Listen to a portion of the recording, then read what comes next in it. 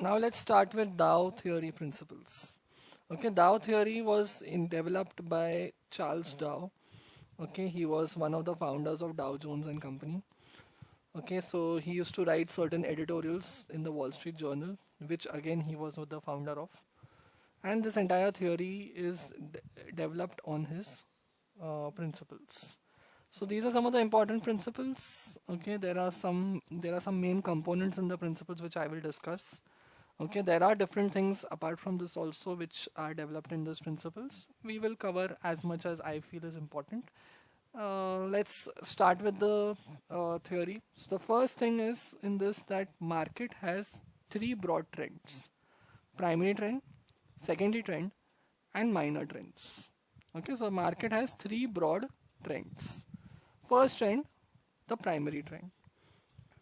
So primary trend is the major trend which has been lasting for the last several years.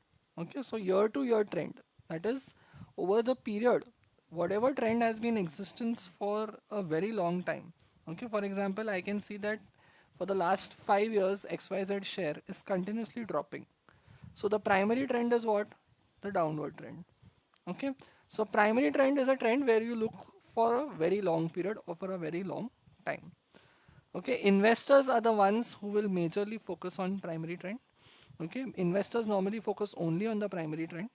However, an active trader has to focus on all the trends, whether it is primary, whether it is secondary, or whether it is the minor trends. Okay, so primary trend is majorly important when you are thinking of investments, and it focuses mainly on trend which is lasting for years together. Next, there is secondary trend.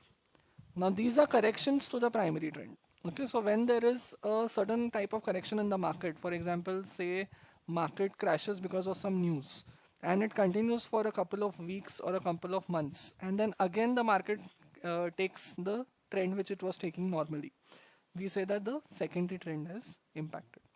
Okay, so here these trends basically bring a small correction to the primary trend.